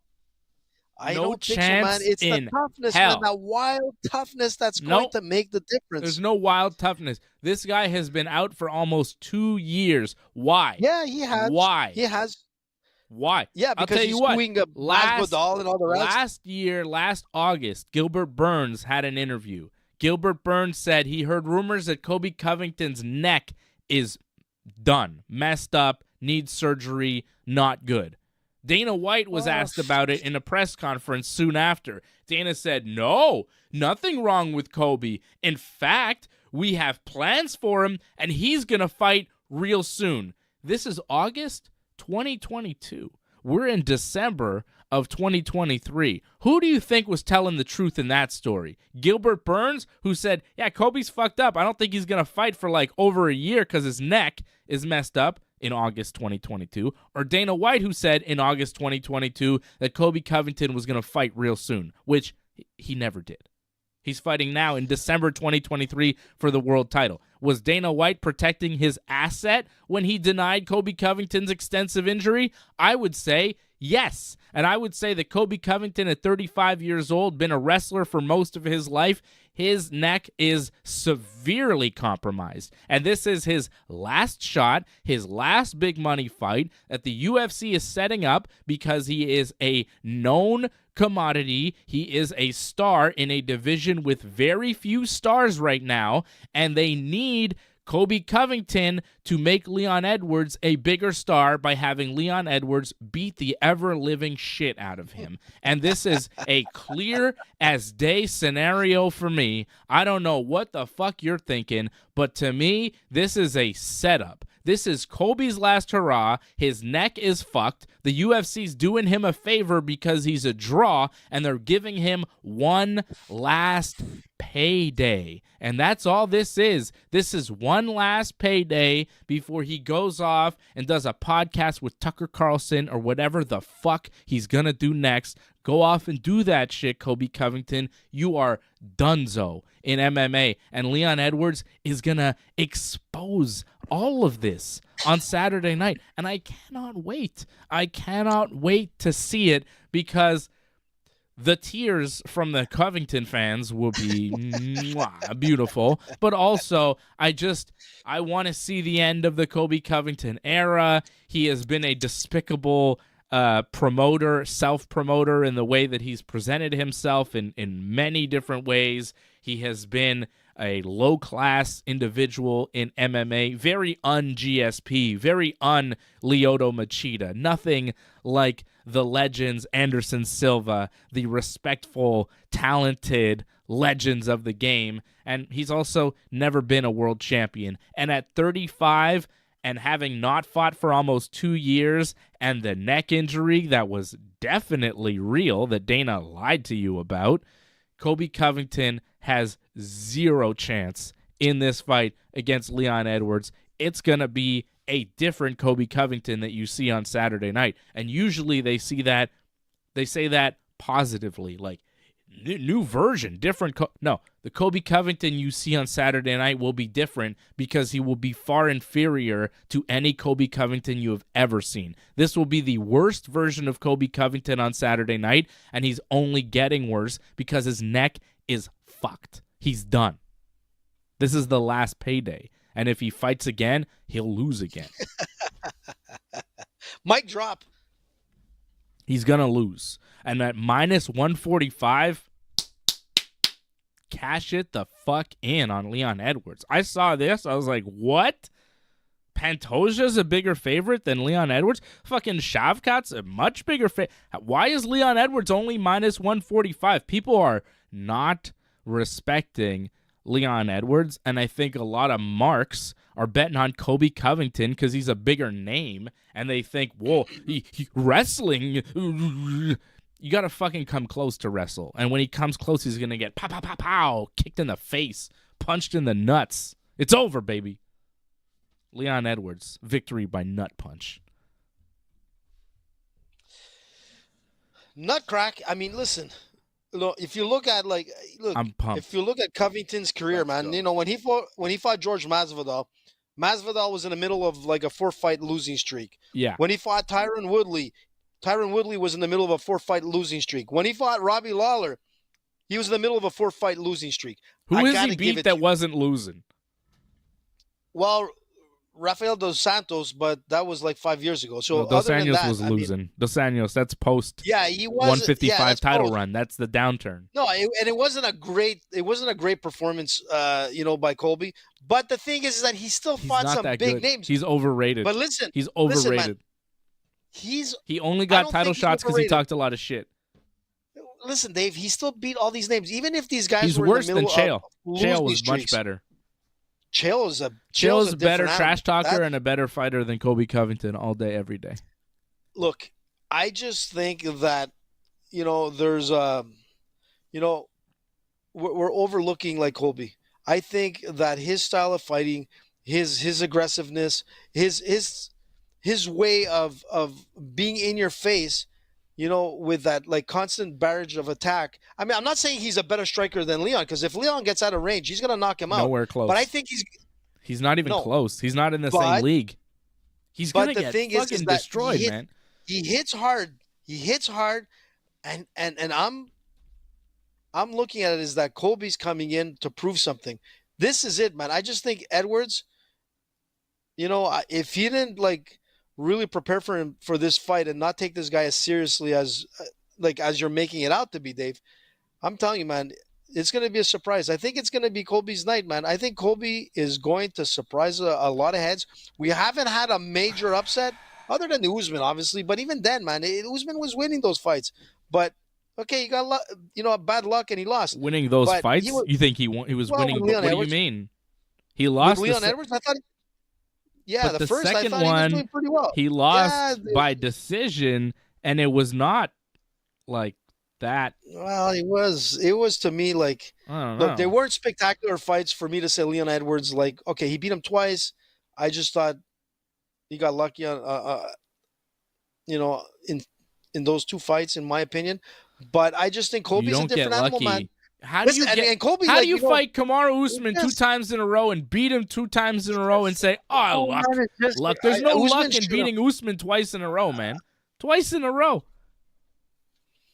Yeah, like Patrick says he despises Colby. So, there you go. Patrick is a smart man. Patrick out in Regina. Shout out to Patrick. Thank you for dropping the 777 super chat, dropping the lucky sevens. He says, I despise Covington, not because of his work in the octagon, but everything else he stands for. Edwards all the way.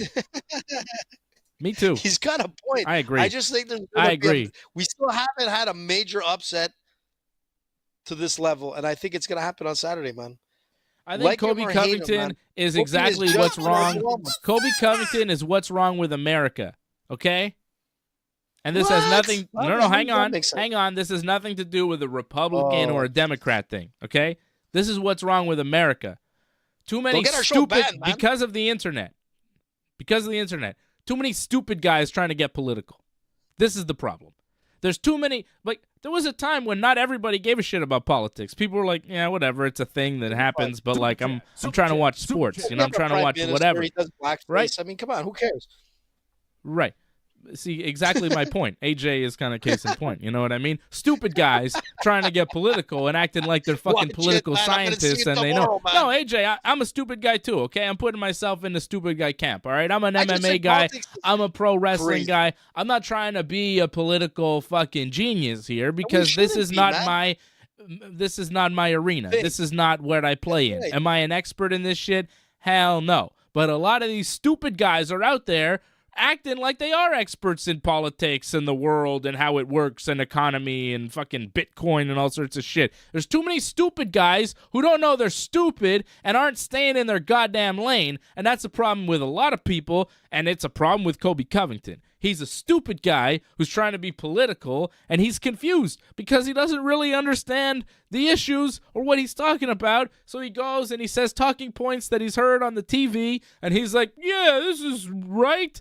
And it's like, all right, Colby, there you go, little boy. And the thing is, the real politicians that he is supporting, they're like, this guy's a fucking idiot, but he's loud and he supports me, so, that's nice. Thanks, Colby. Thanks, buddy. They look at him like he's a fucking special needs child. You know what I mean? They're like, thanks, little buddy. Like, fucking stupid guy. Like, all right, like, we're happy you love us, but you're like when we talk to you, we're not on the same level. It's not the same wavelength because Colby is confused. Use everybody, he's but I agree with you on punchy and dumb, and the real politicians are like, dude, what? Who is this guy? Sounds like Dave shooting on Rogan. Johnny Norris. No, but listen, you got a point there. I wasn't thinking about Joe Rogan, man. But, don't mess with that animal. But he is a stupid guy who tries to be smart, and it just comes off like, I think you're confused about half of the shit you say. Canada's a communist country. I'm like, well, not exactly. Like, he says shit about Canada, and I go, yeah, none of that is true, Joe Rogan. It's like when you hear Elon Musk try to talk about fighting. I heard Elon Musk on Joe Rogan's show trying to talk about. I like Joe Rogan's show. He had Daniel Cormier on recently. It was very good. And I like Joe Rogan. I like stupid guys. AJ's one of my best friends. But you motherfucker, tomorrow you're dead, man. Right? But listen, man. But this is the thing. Like, I like pro wrestling. Like, I'm down with Joe Rogan, and also, I'm down with stupid man culture. It's fun for me. It's a good time. And, but you hear Joe Rogan and, like, Elon Musk fucking talking, and they think they know shit. And I hear Elon Musk talking about rockets, and I go, I don't really know what he's talking about. I guess he does, But then I hear him talk about fighting. And he's like, if I just lay on top of you in this side position, you can't get out. It's impossible. And I was like, that's just side control. There's a lot of ways out of side control there, Elon. And Joe Rogan's got to be like, well, like Joe doesn't want to completely correct him and be like, you're fucking confused. What? Yeah. What I would have done, I would have been. But hold on, Elon is talking about fucking fighting with such confidence, and you're like, well, and I'm a person who knows about fighting, and I go, well, no, none of that is true, Elon. You're fucked. Like, if you think that, you're dumb. And then I go, wait a second. I don't know shit about rockets. But if he doesn't know shit about fighting, and he's talking with the same confidence about fighting that he is about rockets, maybe he doesn't know shit about rockets. I'm starting to think Elon doesn't know shit about shit. You know what I mean? I think he's just confused. Because you hear this motherfucker talking with confidence, and I'm like, yo, you're wrong. You're 100% wrong, because I know you're wrong. And then he's like, well, and other stuff. And I'm like, no, I think you're wrong about that too. He's a dumb guy. I think he's a dumber guy than people think. He just talks about smart shit. You know what I mean? If I started talking about rockets and shit, half the guys listening would be like, fucking Dave knows some pile about rockets. I don't know shit about rockets. But if I started talking about it and using fancy rocket words, you might go, fucking Dave's pretty smart. It's just a fucking ruse. Just talk of gabagool, man. And gabagool. If you make it sound like really intelligent gabagool, people will be like, oh, fuck, Dave knows a lot about rockets, man. Gabagool. I'm going to invest in Dave. Over here. All right. Listen, man, and you know what I would have done? I would have been like, we've gone too far, AJ. We got to talk about UFC 296. Like, listen, Elon, I would have been like, Elon, listen, man, let's do something. Let's put this into practice. I would have got Elon Musk to take side control on me and be like, Elon, are you ready? It's time for One, two, a rocket liftoff. Yeah. 1, 2, boom. Elon, are you okay? Are you okay? Listen, don't sue me, bud. Oh. You wanted to see what happens. Yeah.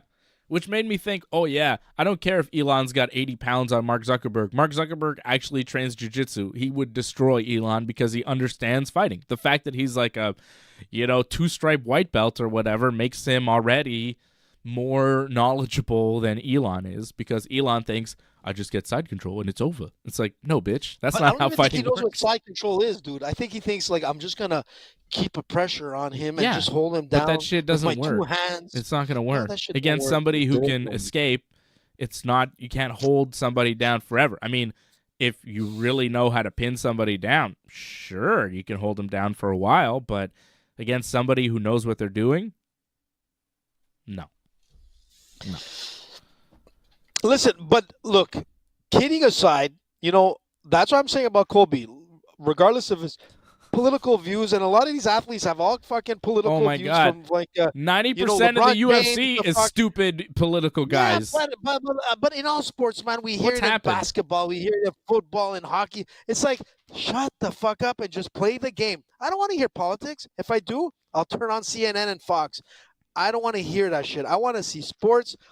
Keep your shit like on the outside with your buddies and talk sports. Yeah, and I agree with you. But at the same time, like guys like at the same time, a guy like Muhammad Ali, people revered him because he mixed the sports with the politics. But it was a different time and it was a different cause, and he was involved in the cause, man. It was a different, like, these guys are just talking trash and stupidity. I'm just saying sometimes I agree. You can use your platform. Sometimes you can use your platform as an athlete to take a political stand. I think sometimes it makes sense and it works. But like Kobe Covington isn't taking a political stand. He's just sucking up to Donald Trump and like talking shit about LeBron James because it'll get him some clicks. It's just like it's LeBron, he's got a point it's there. not genuine. And also Muhammad Ali had some thought and real words and impact behind what he did. He had wisdom. Well, he wasn't stupid. The thing is, he wasn't dumb. Some guys aren't dumb, and they're allowed to take political stands. But there's a lot of guys now. It's overrun. It's overrun. Like, everybody's got this political opinion now that they have to tell you about, too. They have to go on the internet and be like, I think this, and da-da-da. It's like, bitch, no one cares. No one cares. You're right, you don't see me putting my political opinions about shit for the most part. I mean, Yeah, once in a dude, while, I shit gets understand, too man. bad, and I go, yo, this fucking Francois Legault's got to go, man. He's no good. But, you know. Well, he's kissing his sister, dude. You got a point there, man. I mean, the guy He's not kisses only his kissing her, sister he's right on the hugging her. mouth instead of his hugging her, wife. man. It was weird. That's a fact, But that's man. You don't believe beyond. us, look That's it up. you know that's another topic here with that guy. But you know what I'm saying? I try to stay out of it. I try not to pronounce myself in public about these political things because I'm not trying to alienate anybody. Because I know that a lot of people are on one side that I don't agree with, and I'm not trying to alienate them. I have political opinions just like everybody else does. I don't need to fucking Freedom, spout them man. off all the time. I don't need Freedom, to be, bud. you know, like whatever happened to don't talk politics or religion. Whatever happened to that? At the dinner table. I You're mean, right, how about man. just in And public? Just in public. How about you don't fucking do that in public anymore? No more politics or religion in public. When do we see You the got a point there, parlays? dude. Now. I'm fucking sick of it. listen, but let me just finish it with this, and that's what Enough. I'm trying to say is pull away Colby's like political like craziness. I got to look at him as a fighter and what he's done. Yeah, I saw Johnny, like he hasn't fought anybody like that great since 2018, but the people he's fought, he's won, regardless of their losing streaks or winning streaks. Most of it was losing streaks. But the thing is that with Colby, he's a firecracker, and that firecracker has a gas tank that doesn't end. I think that's going to be the factor, against Leon. If Leon is not conditioned, to go 4 or 5 rounds solid with a guy like Colby, Colby's the type of guy that will overwhelm you, and he'll be able to stop the fight, man. If he's able to take that control, he's going to win.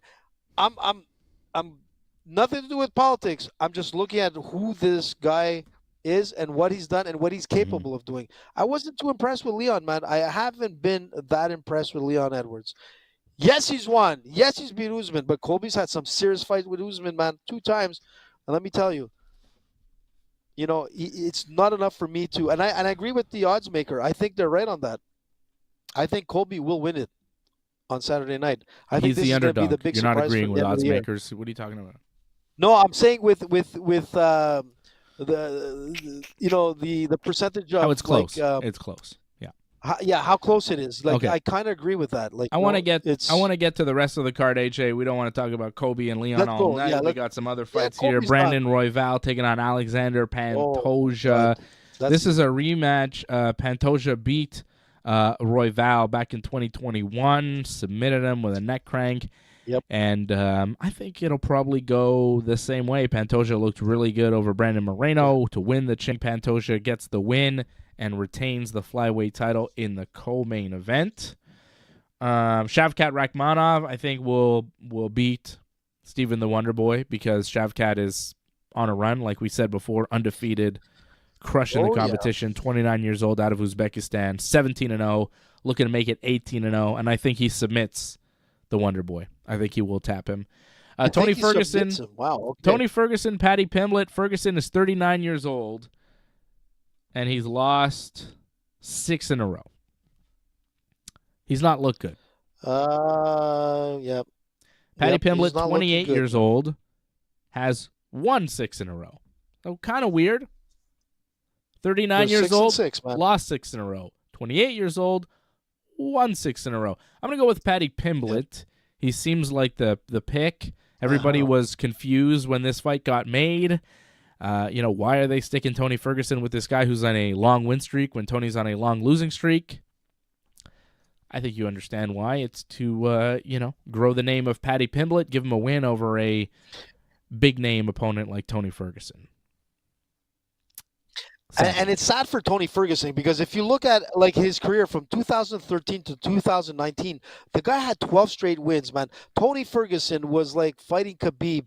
Didn't happen 3 times. The bad luck started from there, and that was the end of Tony Ferguson. I mean, if this was Tony Ferguson, man, within those years of 2013, 2019, hands down, no one would go against Tony Ferguson. The guy was the boogeyman. The guy was feared. The guy was like everything you would want in a fighter, man, and he had it all. But there's something wrong, man. 6 losses. He got finished many times in those losses, really bad. And to be honest, we had many shows where we were talking that Tony should not be fighting anymore. The UFC wants him there as a name, but this is Tony Ferguson's call. He should have stepped away. I don't think it's going to be a good night against Patty. Patty, like a lot of people, Patty is like, overrated, this and that. I'm going to tell you something. Patty Pimblett is not overrated. Patty will come out to fight, even on his bad days when he's really not having a great fight. Like his last fight wasn't the greatest, but he didn't have a great training camp. He was going through a lot of like personal issues, and the guy still came to win. He's able to overcome things when he's in a really bad position in life. This guy is dangerous. I feel for Tony Ferguson. This wasn't the best fight for Tony Ferguson to do. It's a great fight for us because we want to see Tony Ferguson. But I think it's gonna be a tough fight, man. Yeah, I'm going with Patty for the win. I mean, there's no doubt about it. Yeah, it's sad. I don't like to see Tony like he's gotta like. But here's the thing with Tony Ferguson, right? Like he's got a contract with the UFC. The UFC is gonna offer him fights, and he's gonna take them. And that's that. He's got a contract with the UFC. He plans to fight out his contract. He doesn't want to retire. And so it's a contract that he has. And the UFC has to offer him fights, and he's going to take them because he wants to keep fighting. Until he retires or the UFC cuts him, this is what's going to happen. And if he loses this fight, the UFC will probably offer him another fight. I don't know how many fights he's got left on this contract. I mean, it depends on the contract. But they're not cutting him.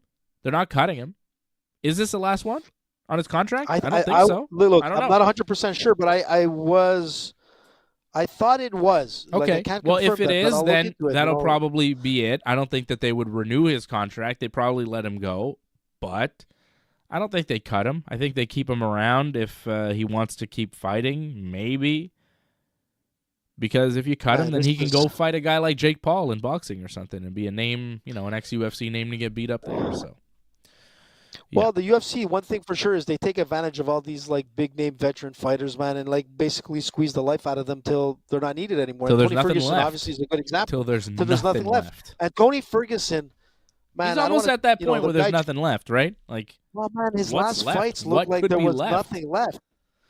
But those last fights, Dave, were enough for me to say, "Come on, Tony, man, don't go into like long-term health issues because of."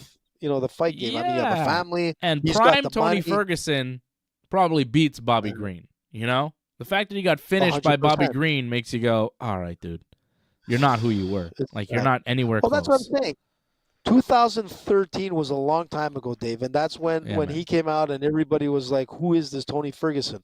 I mean, when he was going to be fighting Khabib, man, there were people that were saying that Tony could take out Khabib at that point. And you know what? Everybody wanted to see it. It never happened. But that was the end of Tony. That was the end of that mystique, like that guy that was just had everything. There's going to be a 7th loss on Saturday, man. Yeah, and I'm putting him on my parlay as well. I'm going to keep it real simple. It doesn't have a huge payout. It's a 3-fight parlay. I'm trying to win, AJ. You know what I mean? I'm just trying to win money every week. We won with a 4-fight parlay last week. We're going to give you a 3-fight parlay for Team Dave this week. Give it to me. There we go. We're going with Leon Edwards in the main event. I'm very confident in Leon to win. I don't think Kobe Covington is in prime fighting condition anymore. And I've got Leon Edwards minus 145, the favorite. Shavkat Rakhmonov, I believe, will beat up Stephen the Wonder Boy Thompson. I think this is a tough fight for Wonder Boy, a little bit older. And Shavkat is on the come up. I've got Shavkat and I've got Patty the Batty over Tony Ferguson at minus 300. So we have some heavy favorites on this one. I didn't see anything where we could really cash in huge, but still, $20 gets you $52.57 over at bet99.com, and that's not bad. That's money in your pocket. It's a 3-fight parlay. I kept it simple, and here's the thing, AJ. Your parlay may have a bigger payout, but if it doesn't pay out, it's a loser. You know what I'm saying? If you're not first, you're last, man. I'm trying to get a payout. I'm trying to cash in every week, and I'm just giving you my best picks. If those picks include a big underdog, great. I'm just trying to give you the fighters that I think will win, and I'm trying to make you win money every single weekend. I don't want you to have a losing weekend, because if you have a losing weekend, I have a losing weekend, because I'm giving you my picks that I'm putting down at bet99.ringsidereport.net, right? So Well, listen, man. if I'm I gonna lose, I'm gonna give you my winning picks. if you lose, and- I lose. So we're losing together, and but here's the thing, we're winning together as well, like we did last weekend, like we have many weekends throughout the year here, and you know, if you're watching Ringside Listen, Report Dr. MMA, you know, you're watching something special because I don't know any other show that is winning as consistently as we are. If you pick our parlay every week, True. you know, if you bet, you know, $5-20 whatever on Team Fred, Team Dave, Team AJ every week, chances are you're going to cash in and recoup your money and then some. Yeah. You know, because if I'm not winning, Fred's winning. If Fred's not winning, AJ's winning. Somebody's winning every week on Ringside Report MMA. I mean, usually it's me or Fred, but somebody's winning every week on Ringside Report MMA. But I win the and big you're bucks, winning man. right along with us. Huh? Listen, I'm gonna do this tonight. I'm gonna go with a main card pick, and then I would like you to hear me out, and I'm gonna go with a prelim pick. And I think my prelim pick is going to come out. So they're gonna be two different picks here for AJ. AJ is going like 2.0. So I'm gonna start with the prelims, okay? So well, I'm gonna start off the night, okay, with like some heavy picks here. Heavy picks. So I'm gonna start off the night with Muslim Salikov. I mean, this guy, you know, fighting Randy Brown. Put your money on Muslim. He's gonna lose, for sure. Put your money on. I don't like that Shamil. pick at all. Right off the bat, I hate that pick. Randy Brown's Just gonna win go that out. fight. AJ, this parlay is Randy dead. Brown is gonna beat Muslim Salikov. Are you serious? Yeah. I don't think so. He's a -260 favorite. He's for sure winning that fight. So Muslim, Shamil. Ooh. Then I'm gonna go with Dustin Jacoby. Yeah. Okay, I like that. Then I'm gonna go with Casey O'Neill. Yeah. Then I'm gonna actually go. I don't actually Casey like that. O'Neill. I tell you. Then I'm gonna go with Cody Garbrandt. I would never bet on Cody Garbrandt. Okay. And against Brian Kelleher? Come on, dude. Yeah, And I don't trust him. I'm going to go with Irene Aldana. This is heavy, I told you, on my prelims. And then I'm going to end it with, like, Bryce Mitchell. Even He's though on the main card. He's on the main. He was supposed to be on the prelim, but with the fallout, you know. So what do you want? Do you want him on your prelim parlay or main card parlay? Well, technically, he was part of my picks on the prelim, so I'm going to go with Bryce Mitchell on that one to end it, even though he's on the main. That's a big parlay. I'm telling you, man. It's a 7-fight parlay. Yep, off the prelims, man. Here we go. AJ's giving us something crazy. It's not going to win. It's not going to win. This is going to win. This is going to win, man. I'm telling you. Okay, maybe it will.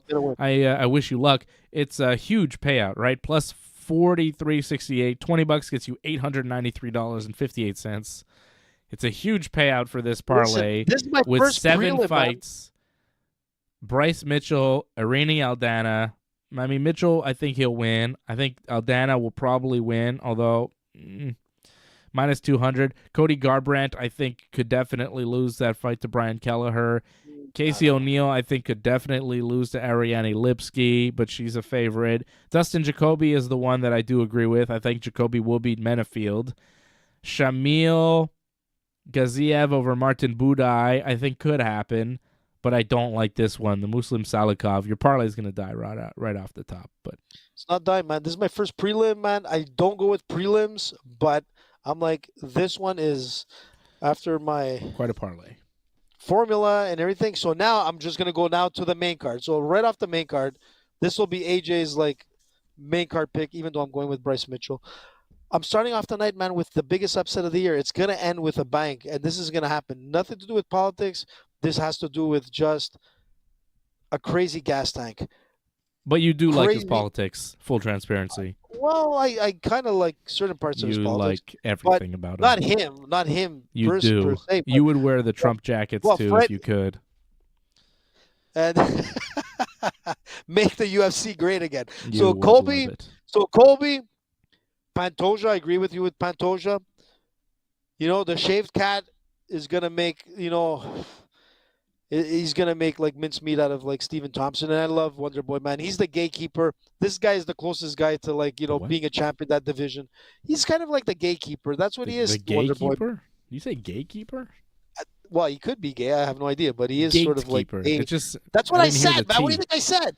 Well, you said gatekeeper. I was like, I think you mispronounced that word. Well, he could be. Leave the poor guy alone, man. I'm cool with it. On our side of politics, man, we're okay with everyone.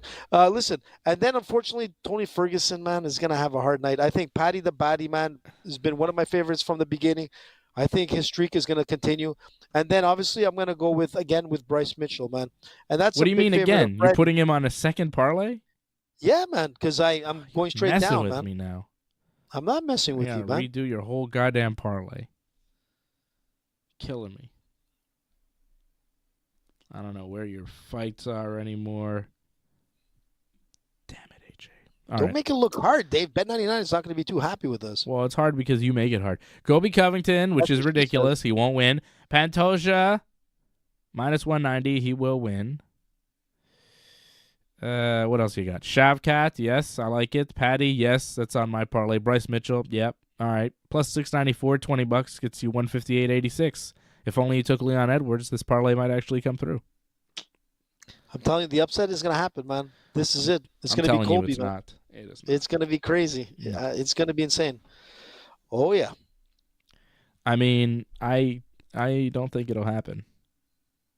That would be a really bad omen for 2024, I think, if we end the year 2023 with Colby Covington as the UFC champion, beating Leon Edwards. I think that'd be just a bad sign for what's to come in 2024, which I think is going to be a disastrous year. It seems like we're lining up for a real shit show in 2024. I don't know about you, but I'm looking forward to 2024. Anyways, I'm not at all. I am. 2023 has been a nightmare, man. Yeah, but I think just, nightmares never end sometimes. Sometimes it's just a constant nightmare. Cool. I know. Positive outlook we are having here at the end of the show. Happy New Year, good. Man. Happy New Hanukkah. Year. 2023 has been fucking horrible. 2024 will be even worse.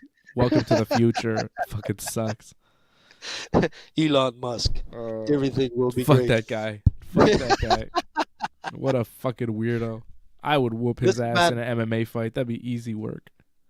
Hey, how's our buddy? He can outweigh me by 100 pounds. I don't give a shit. I'd smash him. He's a pretty big guy, man. But I don't care. To Mark Zuckerberg, I'd kick him once in the shin. No, not in the calf, and it'd be over. I would give him one calf kick. Whap! Just whip it in there. He'd be done. He'd fall over. And I'd kick him in the face. I'd go. We're doing pride rules. I'm doing soccer kicks. I'm gonna do the vale tudo stuff. I just grab his nipples and just turn, and that's it. Fight over. Cool.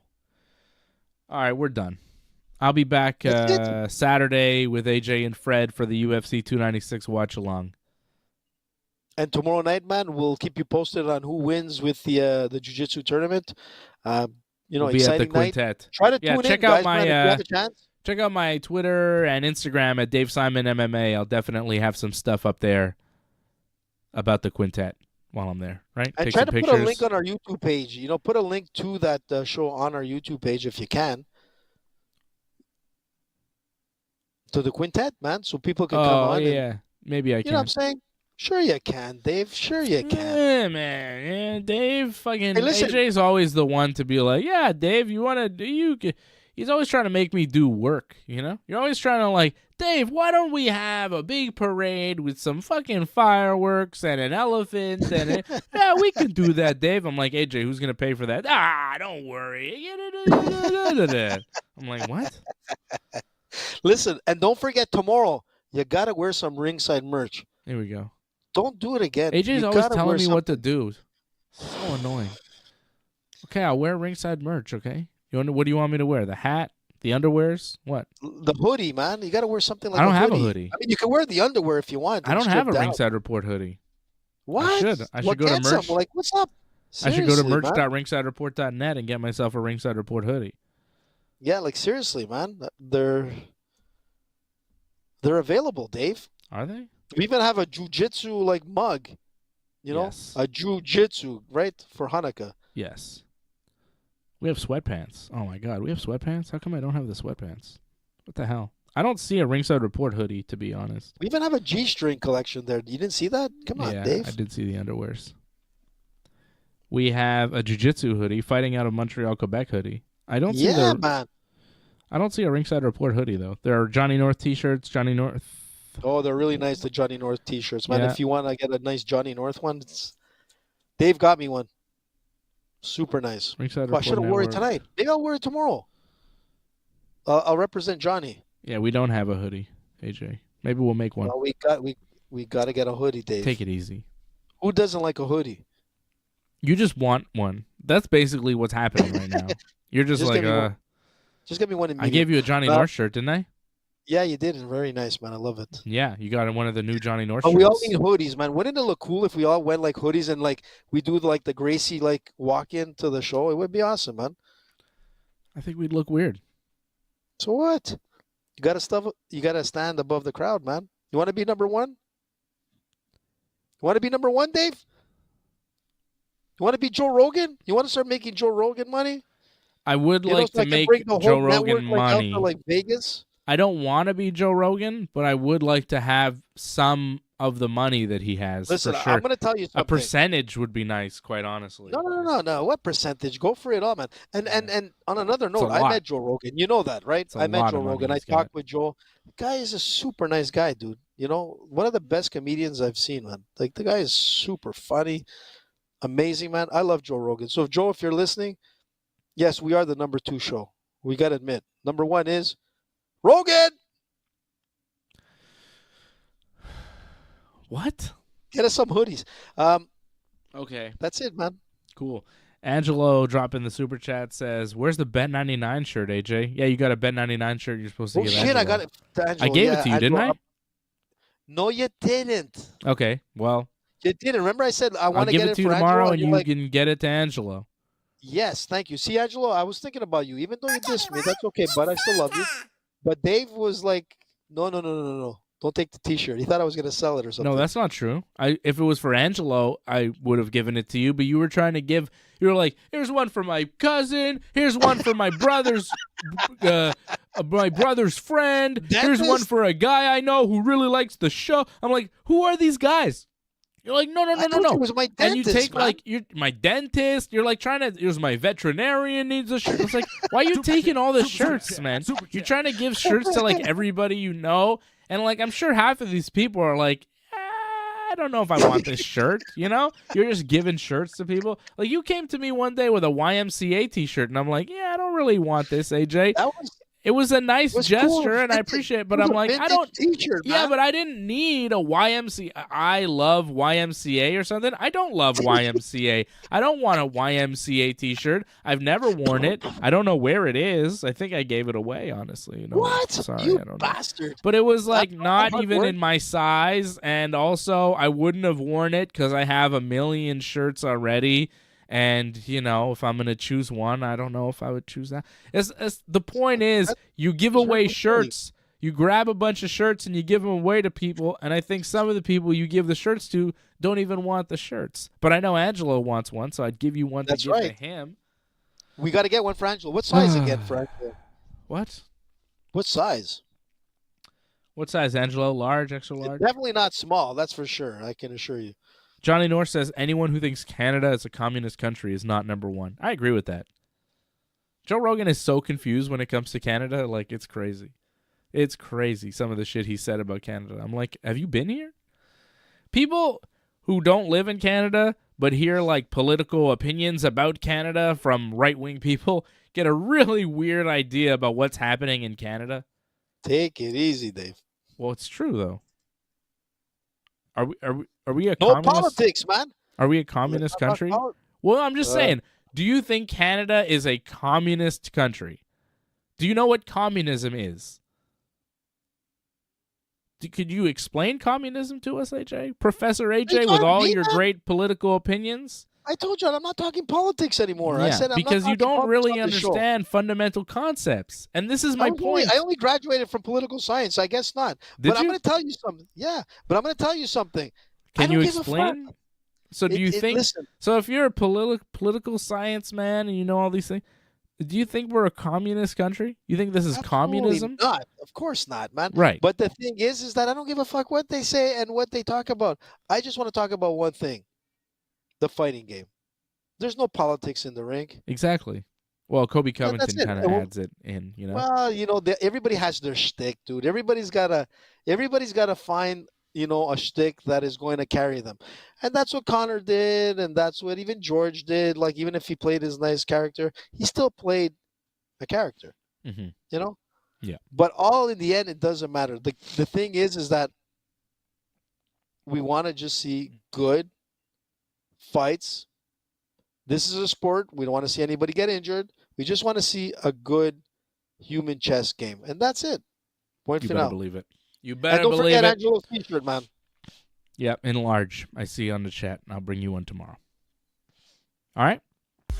Or All you right, can dude. pick one up on Saturday night when we are back here. Shout out to Sandra welcome, Talks Sandra. 09 on Sandra talks. Don't talk too following much. us on Twitch, I think that was. Twitch. I like Twitch. We're on Twitch. We're on still Twitter. Twitch. We're on so many things, man.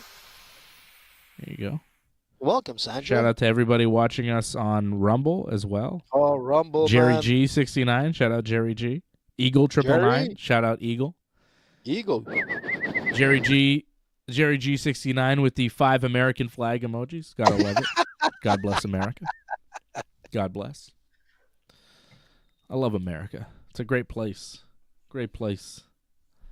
All right, guys. We'll be back Saturday night. UFC 296 watch along, 10 p.m. Eastern time. We'll be here.